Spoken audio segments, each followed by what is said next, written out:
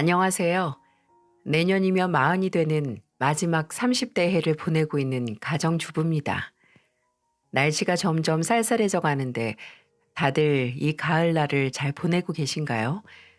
가을은 흔히 독서하기 좋은 계절이라고 지성을 채우기 좋다고 하잖아요. 근데 지성은 어떻게든 책을 읽고 배우면서 채워질 수 있지만 인성은 채우기 어렵죠. 타고난 인격은 배움으로 쉽게 바뀌지 않으니 말입니다. 모든 사람의 운명은 자기 성격에 의해 만들어진다는데 본인의 성격으로 인해 바뀐 운명으로 인해 한때 사랑했던 상대를 놓친 사람에 대한 이야기를 지금부터 해볼까 해요. 저는 제 운명의 상대를 다소 늦게 만난 편입니다. 30 초반에 만났던 남자에게 크게 데이고 34까지 그저 저한테 집중하면서 살았거든요.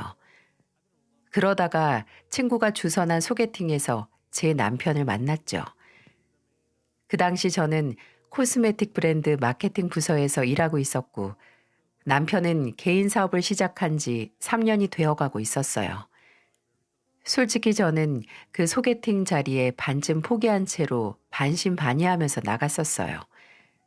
30 중반만 돼도 새롭게 누군가를 만나는 게 두렵고 어렵거든요. 남들은 다 결혼하거나 아니면 아예 결혼은 포기하고 개인적인 커리어에 집중하는 시기. 과연 제가 노력한다고 해서 좋은 사람을 만나게 될지 의문만이 가득했죠. 살기 바빠서 연애나 결혼은 잊고 있다가 늦게나마 누군가를 만나려고 하니 생각이 많아졌어요. 근데 그 자리에 저와 같은 고민을 했던 사람이 나왔더라고요. 그 당시 37이었던 남편도 본인 사업을 키우느라 결혼은 거의 포기하고 있었는데 마치 그 걱정과 고민이 모두 부질없었다는 것처럼 저를 만나게 됐다고 했어요. 저희 둘은 거의 포기하려고 하던 때 만나게 된 만큼 서로에게 더 소중한 존재가 됐죠. 남편은 뭐든 진심을 다하고 열심히 하는 열정맨이었는데 연애 또한 늘 열정을 다해서 했어요. 늦사랑이 무섭다고 일이 바빠도 꼭 하루에 한 번은 저를 찾아와 제 얼굴을 보려고 했고 심지어 일 때문에 지방에 장기간 출장에 가야 할 상황에서는 이틀에 한 번씩 서울에 와서 저를 몇 시간이라도 만나고 갔었습니다. 그렇게 저희는 1년 정도의 열애를 했고 결혼까지 하게 됐어요. 저는 늘 사업을 하면서 유지되는 남편의 푸근한 심성이 어디서 왔나 했는데 저희 시댁 식구들의 타고난 성격 중 하나더라고요. 강원도에서 사시는 시부모님도 또 서울에서 변호사로 일하는 시동생도 정말 너무 좋은 분들이었거든요. 저는 남편과 결혼을 준비할 때 시댁에 처음 인사를 드리러 갔던 게 아니라 이미 남편과 반년 정도 만났을 때부터 알고 지냈었어요. 일단 가깝게 사는 시동생은 워낙 남편과 평소에도 연락도 자주 하고 교류가 잦아서 저도 자연스럽게 만나게 됐었죠. 또 시동생이 먼저 형이 만나는 사람이 궁금하다고 소개시켜 달라고 하기도 했고요. 시동생은 직업 특성상 워낙 바빴는데 저를 빨리 보고 싶다고 일부러 시간까지 내서 남편에게 제가 고기를 좋아한다는 걸 듣고 강남의 유명한 한우집을 예약해서 저를 초대했어요. 저는 형이 노총각으로 평생 살면 어쩌나 걱정했는데 이렇게 형수님을 만나서 얼마나 마음이 놓이나 몰라요. 야, 내가 노총각으로 늙는데 네가 왜 걱정을 해? 아유, 당연히 걱정이 되지. 형이 혼자서 외롭고 쓸쓸하다고 매일 나 찾아오면 어떡해? 그리고 내가 좀 착해. 그렇게 오는 형 다 받아줘야 할 거 아니야. 윤정아, 속지 마. 지성이 저 자식 진짜 지가 하기 싫은 건 절대 안 하는 놈이야. 지도 심심해서 나랑 노는 주제 받아주긴 뭘 받아줘? 늘 진중했던 남편은 시동생 앞에서만은 고등학교 남학생처럼 장난스러워지고 거침없어지더라고요. 4살 차이 나는 동생과 나이가 들어서도 그렇게 변함없이 친하게 지내는 게 보기 좋았어요. 시아버지께서 정년 퇴임을 하시고 요양보호사로 일하시던 시어머니께서도 일을 그만두신 후 서울 집을 정리하고 강원도에 집을 지어서 가신 거거든요. 그래서 남편과 시동생은 서울에서 가까이 사는 유일한 가족이다 보니 더 애틋해진 것 같기도 했죠. 그 후에도 시동생은 결혼 전부터 마치 이미 제가 가족인 것처럼 챙겨줬어요. 일 때문에 해외에 나갔다가 부모님들이 선물 사면서 같이 샀다고 제 부모님까지 생각해서 면세점에서 영양제를 잔뜩 사서 보내기도 했고요. 또 남편과 연애할 때 여름에 속초 여행을 갔다가 돌아오는 길에 시부모님이 사시는 곳을 들리게 돼서 결혼 전에 본의 아니게 일찍 만나 뵙게 됐어요. 솔직히 저희가 너무 즉흥적으로 가게 된 거라서 시부모님께서도 당황하셨을 것 같거든요. 도착하기 몇 시간 전에 연락을 드리고 간 거라서 정말 그냥 얼굴만 보는 거라고 생각을 했죠. 근데 제가 도착했을 때 마치 며칠 동안 기다린 사람 환영해 주시듯 반가워해 주시고 또 이미 시아버지께서는 마당에서 숯불을 피우고 계시더라고요. 저 온다고 고기 구워 주신다고요. 아유, 왜 이렇게 말랐어? 윤정아, 이것도 싸서 먹어. 이거 내가 텃밭에서 직접 키운 거라 쓰지도 않고 아주 달어. 네, 어머님. 저 진짜 많이 먹고 있어요. 야, 지연아. 너는 밖에서 윤정이랑 만나면 너 혼자 먹고 다니냐? 너는 어째 살이 더 붙었다? 아유, 아버지. 아버지 아들도 서울에서 일하느라 고생하느라 부은 거예요. 부은 거. 그래서 그날 전혀 예상치도 않게 시댁에서 잠까지 자고 갔어요. 아마 연애 중에 시댁 식구들과 너무나 자연스럽게 가족 같은 사이가 돼서 남편과의 결혼이 더 당연하게 다가왔던 것 같아요.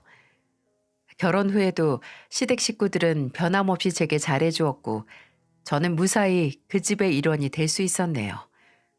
여름에는 서울보다 날이 시원한 시댁에 자주 놀러갔고 결혼하고 얼마 지나지 않아서 제가 임신했을 때는 식당 일로 바쁜 저희 어머니를 대신해서 시어머니께서 서울로 오셔서 저를 많이 챙겨주셨어요. 또 저희 아버지께서 건물 관리로 일하던 건물에서 임금 체불 문제가 생겼을 때 기꺼이 무료로 도움을 줬던 게 시동생이었고 또 시아버지께서는 지인을 통해서 아파트 경비원 일도 소개시켜 주셨죠.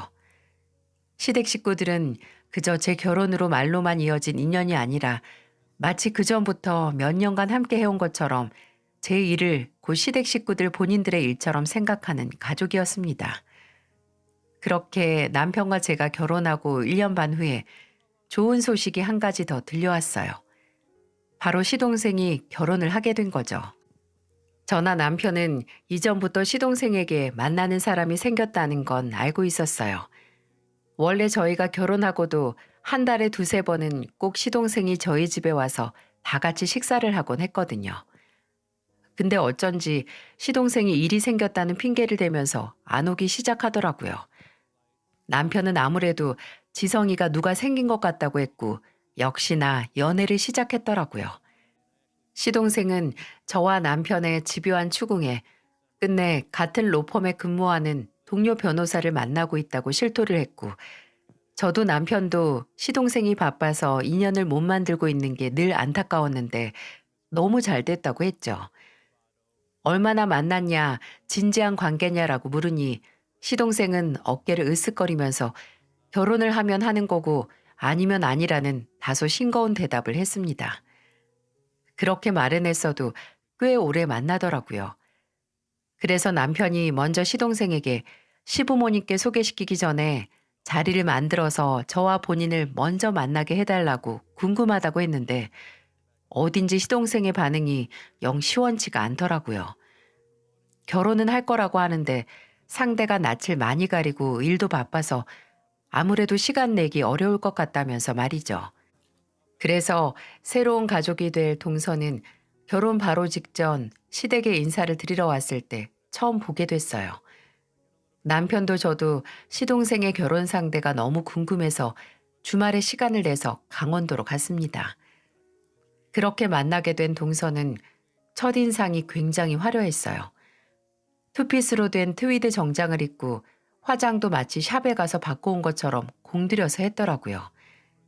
시동생과 같은 로펌에서 잘 나가는 변호사라고 들었는데 딱 봐도 커리우먼의 분위기가 물씬 풍겼죠. 그리고 도도하고 새침한 인상처럼 성격 또한 되게 말이 없고 시동생의 말대로 내성적인 것처럼 보였습니다. 제가 새 식구를 만난다는 생각에 들떠서 좀 평소보다 한층 밝게 인사를 했거든요. 근데 그런 절 보고 동서는 좀 떨떠름하게 "아, 네, 안녕하세요." 라고 하고 말더라고요. 무안해서 혼났네요. 정말 딱 시부모님이 물어보는 질문에만 거의 단답형으로 대답을 하고 상다리가 부러질 것처럼 차려진 밥상 앞에서도 음식을 깨작깨작 먹어서 좀 긴장했구나 했는데 동서가 화장실이 어디 있냐고 물었을 때 저는 쎄한 감정을 느낄 수 있었습니다. 동서에게 화장실을 알려주고 뒤돌려는데 화장실에 들어간 동서가 들어가자마자 바로 나오더라고요. "어? 왜 그냥 나와요? 혹시 휴지 없었어요?" "아니요. 아무것도 아니에요." 이상하더라고요. 그날 동서와 시동생은 시댁에서 거의 2시간도 안 있다가 갔습니다. 물론 저랑 남편은 주말이었기에 자고 왔고요. 시어머니도 그날 처음 본 동서 이야기를 하면서 숫기가 없다, 긴장한 것 같다라고 하셨고 그래도 시간이 지나고 좀 낯이 익으면 가까워질 수 있겠지 싶었어요. 근데 첫인상이 다라는 말이 있잖아요. 첫인상이 끝까지 쭉 간다고요. 동서는 시동생과 결혼하고 나서도 시댁 식구들과 조금이라도 가깝게 지낼 생각이 없어 보였어요. 가족 행사가 있는 날이면 늘 시동생 혼자 와서 동서는 바빠서 못 왔다는 말을 했고 가끔 가다가 동서가 참석을 하면 시댁 식구들 누구도 동서와 말 3마디 이상을 나누지 못했어요.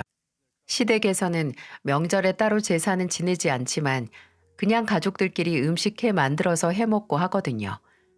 근데 한 번은 명절에 동서도 시동생을 따라 시댁에 왔었는데 와서 30분도 안 있다가 갑자기 차키를 챙겨서 나가려고 하는 게 아니겠어요? "예진이 어디 가니?" "아니에요. 신경 쓰지 마세요. 잠깐 앞에 나갔다 올게요." 그리고 나가서는 1시간 있다가 들어왔네요. 나중에 시동생에게 동서의 행방에 대해서 듣긴 했는데 참 이걸 뭐라 설명을 해야 할지. 동서가 처음 시댁에 인사드리러 왔을 때 혹시 기억하시나요? 제가 시댁 화장실에 들어갔다가 동서가 바로 나왔다고 했잖아요. 그게 이유가 있던 거였어요. 동서한테 결벽증이 있답니다. 인사드리러 온 날도 시댁 화장실을 보고 기겁을 하고 나왔던 거였어요. 그날엔 차키 가지고 나와서 차 타고 20분 거리에 있는 건물로 가서 볼일을 보고 왔다는 거죠. 여러분이 오해하실 것 같아서 말씀을 드리자면 시댁 화장실은 아무런 문제가 없습니다. 무슨 다 쓰러져 가는 집에 곰팡이 풍풍 난 지저분한 푸세식 화장실이라고 생각하실 것 같은데 시댁은 깔끔한 양옥집이고 화장실도 저희 시어머니께서 워낙 깔끔하고 부지런하셔서 지저분하지도 않았어요. 근데 그것마저도 본인 기준에는 더럽다고 못 쓴 겁니다. 진짜 참 유난이다 싶었어요. 시동생도 민망했는지 저나 남편에게 로펌 사무실에서도 이걸로 말이 많다고 결벽증으로 유명하다고 변명 아닌 변명을 했죠. 근데 집에 있는 화장실이 지저분하다고 다른 건물 화장실에 쓰는 게 말이 되나요? 아주 남다른 본인만의 기준이 있는 건 확실했네요. 또 이 결벽증 문제로 한 차례 문제가 있었는데요. 화장실뿐만 아니라 동서는 먹는 문제로도 유난스러웠어요. 동서가 진짜 가끔씩 시댁에 올 때마다 가족들과 둘러앉아서 먹는 식사 자리에서 밥 한 공기를 비운 적이 없거든요. 그래서 한 번은 그걸 보시던 시아버지께서 넌지시 물으셨어요. 둘째는 어째 배부르게 먹고 가는 걸 못 보는 것 같다. 음식이 입에 안 맞니? 네? 그건 아니고 사실 제가 남들이 만드는 걸 과정을 본 음식은 잘 못 먹어서요. 어? 그게 무슨 소리야? 내가 만드는 걸 봐서 음식을 못 먹겠다고? 아, 어머니께서 만드셔서가 아니라 누구든 맨손으로 쪼물딱거리면서 만드는 걸 보면 솔직히 좀 비위가 상해서요. 그래서 식당도 만드는 곳이 오픈되어 있는 곳에 가서는 못 먹어요. 지저분하잖아요. 내 입에 들어가는 건데 누가 만졌다는 걸 알면. 당신 그만 좀 해. 뭐 그렇게까지 말할 거 있어? 어머니, 아버지, 죄송해요. 이 사람이 결벽증이 좀 심해서. 집에서도 음식은 잘 안 해 먹어요. 꼭 배달시키거나 하고. 아, 죄송합니다. 이해해 주세요. 그래도 좀 기분이 나쁘네. 안 씻은 손으로 만든 것도 아닌데. 그리고 재수 씨, 그렇게까지 말할 필요 있어요? 네? 제가 뭐려? 아유, 됐다 됐어. 사람이 다 이런 사람 있고 저런 사람 있고 그런 거지. 언성 높일 필요 뭐 있어. 예진아, 먹기 싫으면 먹을 필요 없다. 앞으로 너는 어디서 사서 들고 오거나 아니면 네가 직접 만들어서 먹어라. 나도 기분 안 나빠 할 테니까.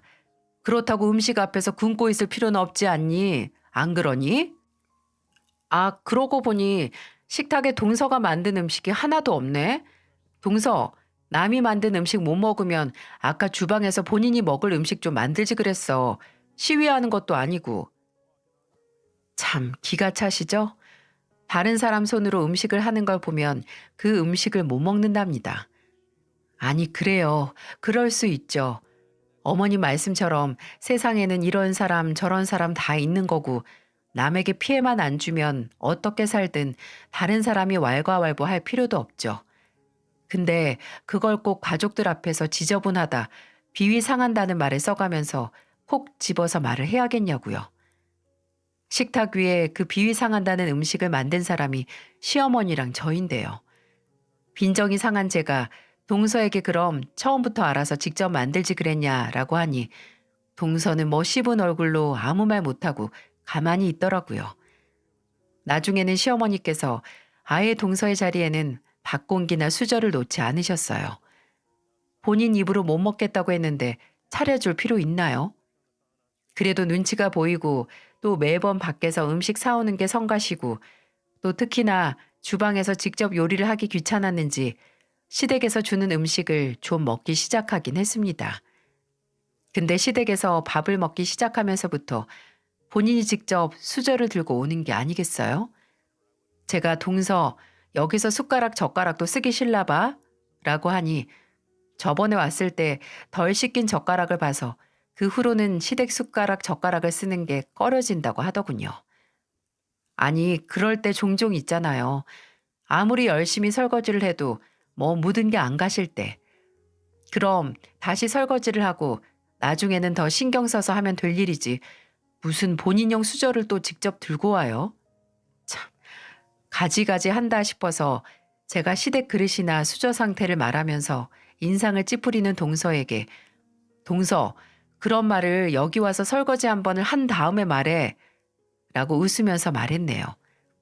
혹시나 제가 그래도 동서인데 너무 야멸차게 구는 건 아닌지 오해하실까 드리는 말씀인데요. 저도 처음에는 동서에게 잘해줬었어요. 친해지려고 노력도 했고요. 근데 시부모님이 서울에 와서 처음으로 시동생네 신혼집에 들리시려고 했을 때 동서가 싫은 티 팍팍 내고 아예 친정에 가 있었다는 말을 듣고 도저히 정을 붙일 수가 없더라고요. 그 후로는 뭘 하든 미워 보였고요. 저나 시댁을 정말 무시하니까 그런 행동들을 눈치도 안 보고 하는 거잖아요. 근데 그런 동서가 저희 가족을, 아니 저나 남편을 더 무시하게 된 계기가 있었습니다. 시동생이 결혼하고 1년이 채 지나기도 전에 남편의 사업이 코로나 시국의 여파로 기울기 시작했어요. 대출 이자를 못 내게 되면서 남편은 그래도 벌이가 여유로운 시동생에게 종종 의지를 하기 시작했고요. 시동생은 어디서 잘못 빌려서 이자만 더 뜯기거나 법적 문제 나지 말고 차라리 본인에게 빌리라고 먼저 도움의 손길을 내밀었고 남편도 그런 시동생에게 미안하지만 종종 돈을 빌렸습니다. 근데 그래도 남편의 사업은 도저히 살아나질 않았고 결국 그의 말 정리를 해야 했어요. 남편은 얼마 안 있어 택배 상하차 일과 주말에는 대리운전을 뛰면서 가게를 회복하기 위해 노력했지만 그 전에 공백 기간 동안 시동생이 생활비 하라고 돈을 보내기도 했는데 아무래도 결혼한 동서에게 미안하긴 했죠. 시동생은 결혼 전 모아두던 돈이고 동서에게도 미리 말을 하고 주는 거니까 절대로 불편해하지 말라고 저나 남편을 위로했지만 마음이 편하지는 않았네요. 동서가 눈치를 주기도 했거든요. 저희 애가 입은 옷을 보고 묘하게 웃더니 이거 제가 사준 거나 다름없죠? 라고 하길래 제가 무슨 말이냐고 했더니 아니 남편이 아주버님 댁에 돈 빌려줬으니까 애 옷 사입히는 것도 저희가 보낸 돈으로 사주시는 거잖아요. 라고 하는 게 아니겠어요? 앞서도 말했지만 동서는 참 말로 모든 걸 까먹는 사람 그 자체였네요. 심지어 저희 애가 입고 있던 옷도 시동생에게 돈을 빌리기 1년 전에 샀던 옷인데 말입니다. 그냥 제게 너희가 우리 집에 돈을 빌려갔다는 걸 상기시키고 싶었던 거겠죠. 아무래도 시동생에게 돈을 빌리고 나서 동서가 저나 시댁을 무시하는 것 같아서 마음이 무거웠어요. 그래서 남편에게 말해서 한 달에 조금씩이라도 시동생에게 빌린 돈을 갚자고 했죠. 근데 남편이 시동생에게 돈을 보내자마자 시동생은 갑자기 무슨 돈이냐고 벌써 갚을 필요 없다고 연락을 해왔고 남편은 사실 저나 본인이나 네 돈 쓰기 동서 눈치가 보인다는 얘기를 꺼낼 수밖에 없었죠.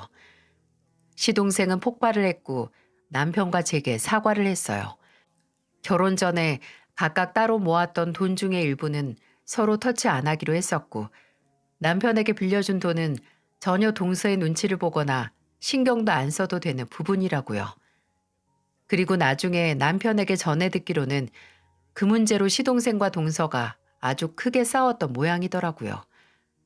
거의 일주일 동안 시동생이 집을 나와서 비즈니스 호텔에서 묵었을 정도로 크게 말이죠.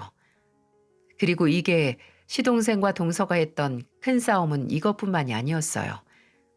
제가 결혼을 하고 3년이 지났을 때 시아버지께서 말기암 선고를 받고 반년도 지나지 않았을 때 세상을 떠나셨어요.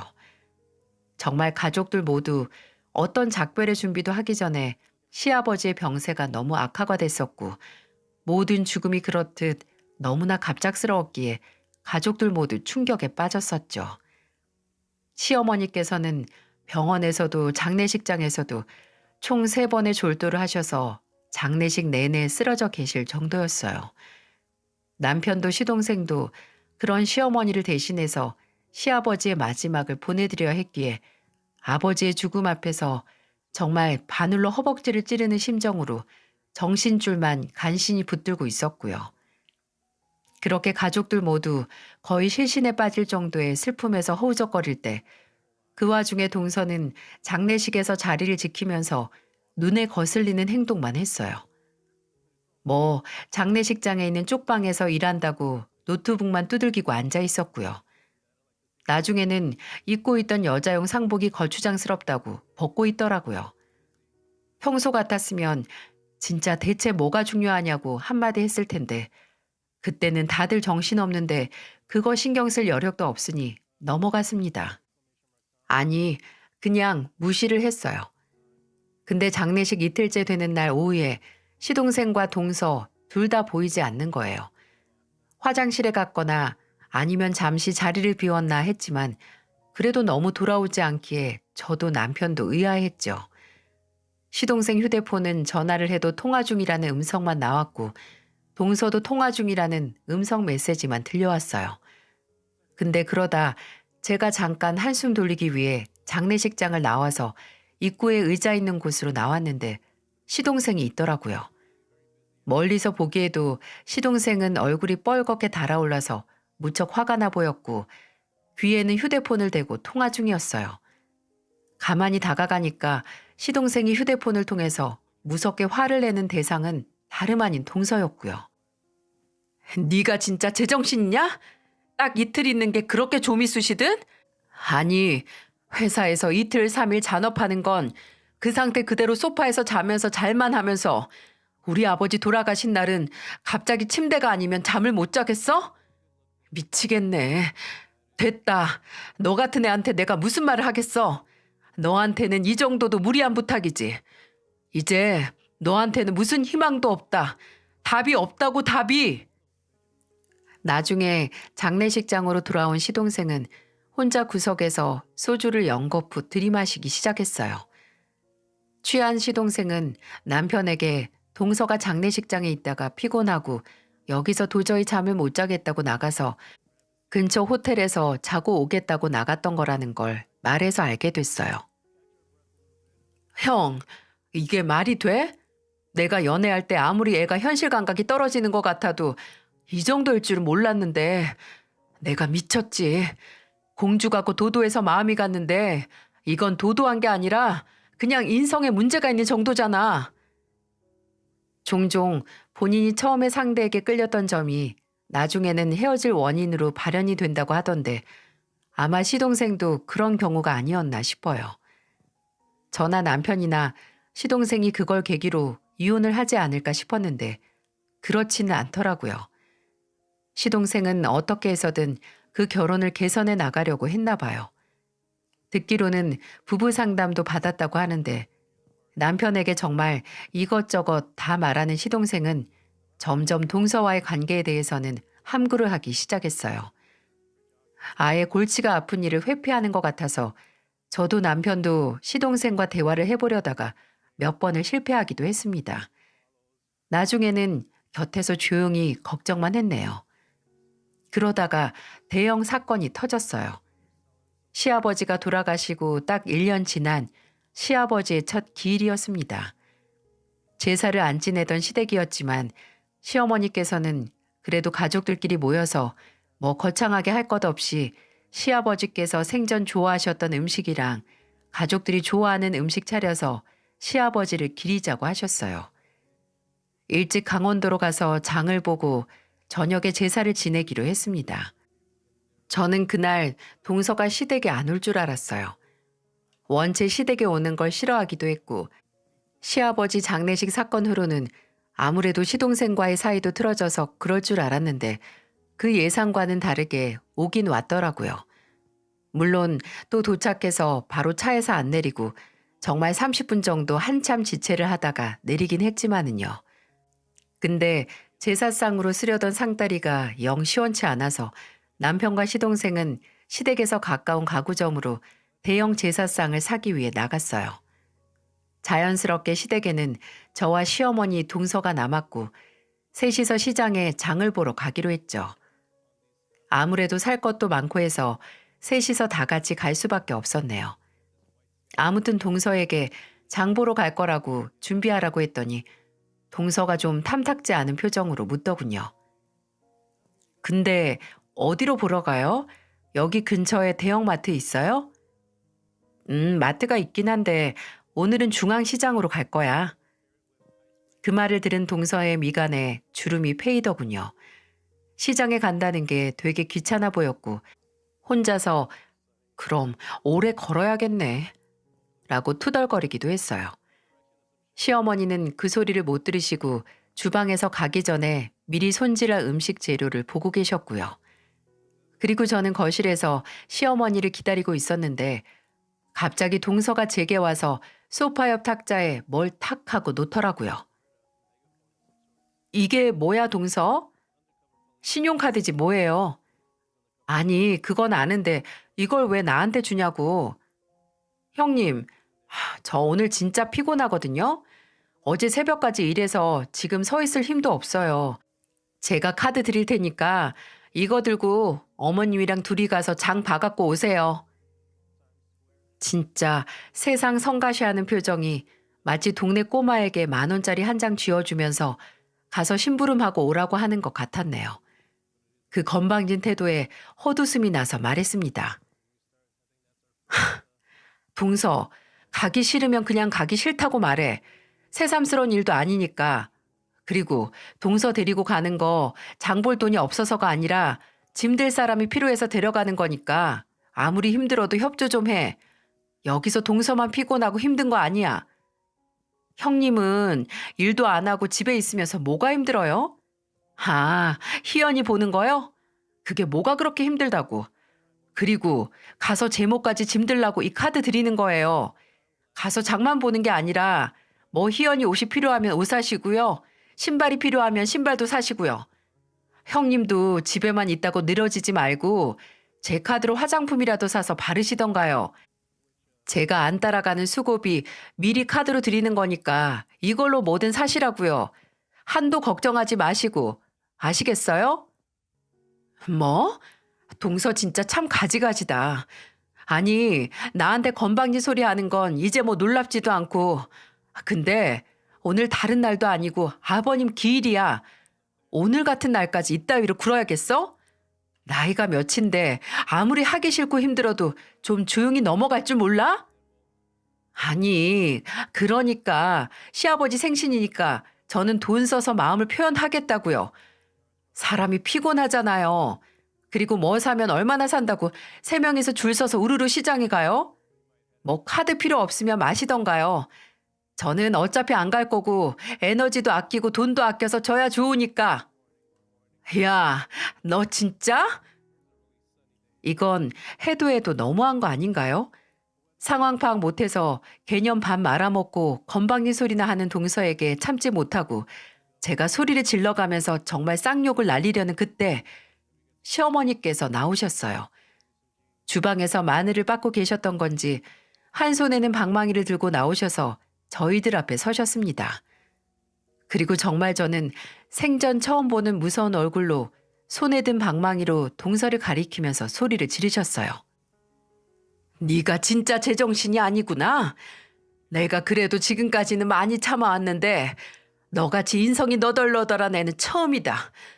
너는 할 말 못할 말도 구분 못하고 상황 파악도 못하니? 그딴 머리로 어떻게 변호사를 하니? 네가 그러고도 변호사야? 네가 뭐 머리로 말로 돈을 벌어? 지나가는 개똥벌레가 웃겠다. 너같이 혀 잘못 휘두른 애는 말로 돈을 버는 게 아니라 패가 망신을 할 거야. 어떻게 네 시애비, 네 남편 아버지 기일까지 말 잘못해서 이 사단을 만들어. 어머님, 소리 좀 그만 지르세요. 그리고 솔직히 어머니도 형님도 저 안 좋아하시잖아요. 왜 좋아하지도 않는 사람 끝까지 끌고 가려고 하세요? 어차피 피차 일반으로 저도 어머님이나 형님한테 감정도 안 좋은데 서로 편한 길로 가자고요. 동서는 편한 길로 가는 게 다른 사람 기분 다 망쳐놓고 지 혼자 편하려고 하는 거잖아. 말 참 이상하게 하네. 그리고 애초에 우리가 왜 동서를 안 입곱게 생각하는데 본인이 지금까지 했던 행동 좀 돌아봐. 누가 동서에 대한 감정이 좋겠어? 누가 사이좋게 지내자고 했냐고. 기본만 하자고 기본만. 그게 서로 편한 길로 가는 거야. 동서처럼 지 기분만 생각해서 남들 기분은 신경도 안 쓰고 마음대로 행동하는 게 아니라. 제가 마음대로 행동하고 싶었으면 애초에 여기 오지도 않았어요. 저도 많이 양보한 거라고요. 예, 누가 너한테 양보하라든? 결벽증 때문에 겸상 못한다고 해서 내가 먹기 싫으면 먹지 말라고 했던 것처럼 차라리 오기 싫었으면 끝까지 오지 말든가. 왜 괜히 와서 애들 아빠 간 날 사람 속을 이 지경으로 뒤집어놔. 아, 고막 나가겠네. 이렇게 시끄러우니 먼저 떠난 아버님 마음도 이해가 가네요. 제대로 된 논리도 없이 소리만 빽빽거리는데 누가 옆에 있고 싶겠어요? 뭐? 이 미친 것이 뚫린 입이라고? 시어머니는 정말 정상적인 사람이라면 입에도 담지 않을 말을 잘도 하는 동서를 보고 더 이상 참지 못하고 몸을 날리셨습니다. 그리고 손에 들고 있던 다진 마늘 묻은 방망이를 휘둘러 동서를 미친 듯이 두들기기 시작하셨어요. 동서는 비명을 지르면서 방망이를 피했지만 시어머니는 남은 손으로 동서 옷자락을 잡고 늘어지면서 정말 끝까지 맞느라 굽은 동서의 등 허리를 타작하듯 내리치셨고요. 저는 놀라서 시어머니를 말리고 동서는 나중에 울면서 바닥에 떨궜던 휴대폰을 들어 끝내 경찰에 신고를 했죠. 요즘 세상에 시자짓 한다고 며느리를 폭행하는 집구석이 어딨어요. 진짜 재수가 없으려니까 별개다. 진짜 더럽게 재수가 없어서 이딴 집구석이랑 엮였어. 재수 온 붙어서 너 같은 며느리 만난 건 우리 집이야. 무당 불러서 국까지 해야 할 정도로 재수 없는 게 누군데 그딴 헛소리야. 동서는 끝까지 시어머니에게 폭행으로 고소하겠다고 으름장까지 났고 시어머니는 할 테면 해보라고 마지막까지 손에 든 방망이를 동서에게 던지려고까지 했네요. 제가 시어머니를 말리지 않았다면 아마 동서 머리에 구멍이 났을 겁니다. 신고를 받고 경찰이 왔을 때까지 동서도 시어머니도 절대 한 사람도 물러나지 않아서 끝내 경찰서까지 가고 말았어요. 저는 그 와중에 남편에게 전화해서 이 사실을 알렸고 어안이 벙벙할 정도로 놀란 남편은 시동생과 함께 바로 경찰서로 달려왔습니다. 다행히 폭행 정도가 심각하지 않고 동서도 그 상황이 창피했는지 경찰서에 도착해서는 고소한다는 말을 꺼내지 않고 조용히 있었어요. 경찰서에서는 가정 내 불화로 훈방 조치 후 풀려날 수 있었고요. 저희가 경찰서에서 나올 쯤에 도착한 남편과 시동생은 제게 자초지종을 들었고 그걸 들은 남편이 화를 내기도 전에 시동생이 먼저 동서에게 말했죠. 이제 입 함부로 놀려서 경찰서까지 오냐? 너 진짜 뭐가 문제야? 지금 이게 다 내 잘못이라는 거야? 나 맞았어. 어머님이 먼저 나 몽둥이로 때렸다고. 야, 남편이 왜 먼저 떠났는지 알 것 같다는 말 듣고 눈 안 뒤집힌 인간이 어딨냐? 그딴 말을 내뱉었으면서 어떤 일이 일어날지 생각도 못했어? 머리는 뭐하러 들고 다니냐? 너는 어디 가서 변호사라고 하지 마라. 아니, 그 전에 어디 가서 나랑 결혼했다고도 하지 마. 나 이제 도저히 너랑은 얼굴 맞대고 못 살겠다. 뭐야 지금? 이혼하자고? 지금 그 소리 하는 거야? 그래, 이혼하자고. 너 양심이 있으면 말해봐. 내가 너한테 제발 우리 집에 잘하라고 말 한마디 하든? 그냥 무례하게만 하지 말라고 했지. 근데 이게 뭐냐? 그리고 내가 너한테 집안일로 눈치 준 적 있어? 너 집에서 손 하나 깜짝 안 하잖아. 입던 옷도 바닥에 그대로, 먹던 것도 그 자리에 그대로. 네가 결혼하고 알아서 세탁기를 돌려봤어. 아니면 화장실 청소를 먼저 해봤어. 도우미 부르거나 다 내가 했잖아. 근데 너는 대체 뭐가 문제라서 나한테 이런 모습만 보여주냐? 당신 지금 내가 당신 어머니한테 맞은 건 생각은 안 해? 야, 네가 했던 거 생각해봐. 네가 그 주둥이로 내뱉었던 말을 되짚어보라고. 매번 지 말만 맞다고 지 말이 진리인 것처럼 굴던 애가 어쩌다 입에서 내뱉은 말마다 죄다 헛소리뿐이야? 당신 진짜 변했어. 어떻게 나한테 먼저 이혼하자는 소리를 해? 어떻게 당신이? 나는 너랑 달라서 결혼하고 변한 거 하나 없어. 아니, 오히려 바뀐 건 너지. 너 결혼 전에는 분명히 애 낳을 생각 있다고 했으면서 혼인신고하고 나서 갑자기 애 낳기 싫다고 몸 망가지고 퍼지기 싫다고 한 거 기억 안 나? 나 진짜 많이 참았어. 어떻게 사람이 1부터 10까지 다 맞겠어. 안 맞는 게 있으면 참고 맞춰가는 게 결혼이지 하면서 참았는데 지금 생각하면 내가 등신이지. 이건 참을 게 아니라 그냥 버렸어야 하는 거야. 너는 앞으로 네 그 이기적이고 비상식적인 언행이나 행동 받아줄 남자 만나서 살아. 나는 정말 억만금을 준다고 해도 더 이상은 못하겠으니까. 시동생은 몇 년간 참던 울분을 터뜨려 동서에게 이혼을 통보했고 얼굴이 시뻘개진 동서는 후회할 거라는 말을 남긴 채 시댁에서 짐을 챙겨서 서울로 가버렸어요. 시아버지 기일도 엉망이 되어버렸지만 시동생의 결혼 생활도 끝내 파국을 맞이한 거죠. 그날 시동생은 울면서 시어머니와 제게 용서를 구했습니다. 애초에 동서와 더 빨리 이혼을 했으면 아버지 기일을 이렇게 망치지도 않았고 저나 시어머니도 모욕적인 일을 당하지 않았을 텐데 다 본인 잘못이라고 하면서 울었어요. 어떻게든 본인의 결혼을 지키려다가 그게 잘못된 선택이었다는 걸 안 시동생에게 저나 남편 그리고 시어머니는 지금이라도 끝을 낼 용기가 생겼으니 다행이라고 위로를 했죠. 서울에 가자마자 시동생은 바로 이혼을 준비했습니다. 둘은 서로 추접스럽게 끝까지 가지 말자고 합의 이혼을 했고 시동생은 2년이 조금 넘는 결혼 생활을 말끔히 정리를 했어요. 동서는 시동생과 이혼을 하고 바로 회사를 그만두고 다른 로펌으로 이직을 했다고 들었고요. 근데 문제는 이야기가 이게 끝이 아니라는 겁니다. 시동생은 한동안 이혼의 꼬리표를 잊고 살았어요. 안 가던 휴가도 갔다 오고 혼자만의 시간을 보내면서 마음을 비웠습니다. 돌아오고 나서는 더 일에 몰두를 하면서 살았고요. 다시 누구를 만나려는 노력 빼고는 다 한 것 같았어요. 하지만 제 동서였던 그 여자는 달랐나 봐요. 이혼하고 반년도 지나지 않아 시동생에게 재결합을 하자고 연락을 했다는 겁니다.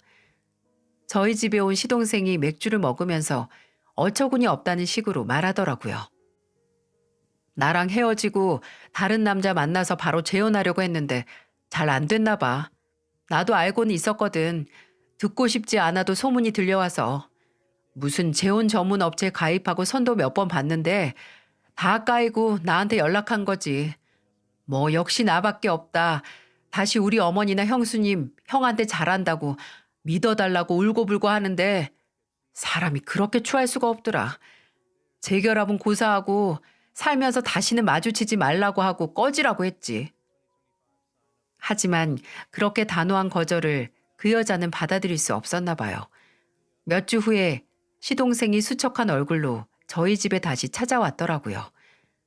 하룻밤만 자고 간다고 해서 무슨 일이냐고 물어보니까 그 여자가 아예 작정하고 스토킹 짓을 한다는 거예요. 처음에는 하루에 몇십 통씩 전화를 하고 제발 받아달라고 문자를 남겨놓더니 시동생이 무시를 하니까 이혼하고 이사한 집까지 찾아내서 찾아왔다고 해요. 새벽에 문 두들기고 초인종 누르고 앞에서 곡소리를 하면서 울어서 몇 번 경찰도 부르긴 했다고요. 참지 못하고 저희 집으로 피난으로 온 거죠. 아니, 왜 있을 때는 헤어지자고 고사를 지내는 사람처럼 굴더니 이제 헤어져 주니까 매달리는 건 무슨 상황인 거죠? 아무리 사람 잃었을 때 소중함을 깨닫는다고 해도 이럴 수가 있는 건가요?